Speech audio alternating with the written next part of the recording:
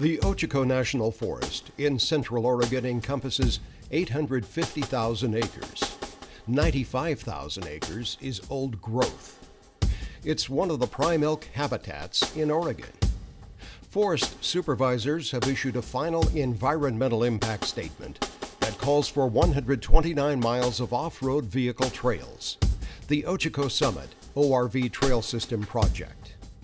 Objections are under review in the hope there can be conflict resolution. One of the main focuses of ATV use is to challenge the rider and the machine, the riding areas where they also coincidentally do the most resource damage. That includes meadows, bogs, streams, hillsides, existing trail systems.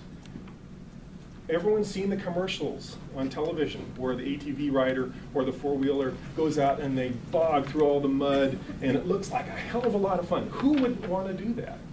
I mean, television makes it look very, very appealing. And that's the main focus, I feel, of the average ATV rider.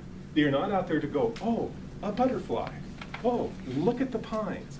Look at the beautiful green meadows. Let's stop and have a break and have lunch and absorb all this. No, it's all about vroom, vroom, vroom, and go, go, go. Resource damage is the primary focus of this recreational use. And I want to talk about this meeting is really not about four-wheelers to me. It's not about motorcycles. It's not about access to the forest. It's about responsible use.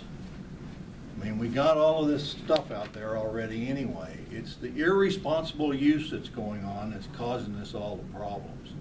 I have seen personally people chasing elk up one hill and down the other.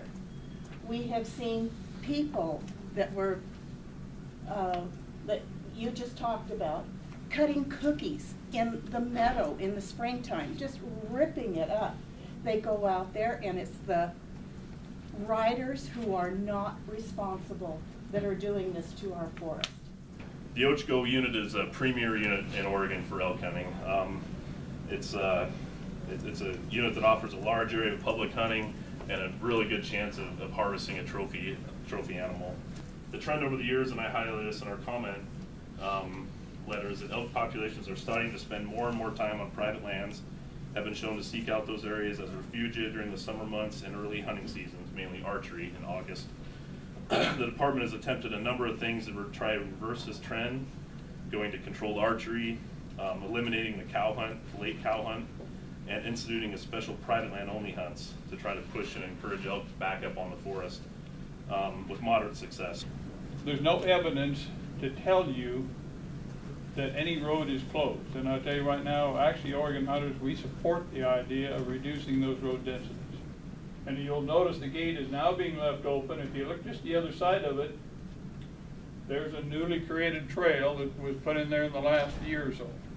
According to the way it's promoted, there's over 1,000 miles or nearly that in central Oregon already of OHV trails.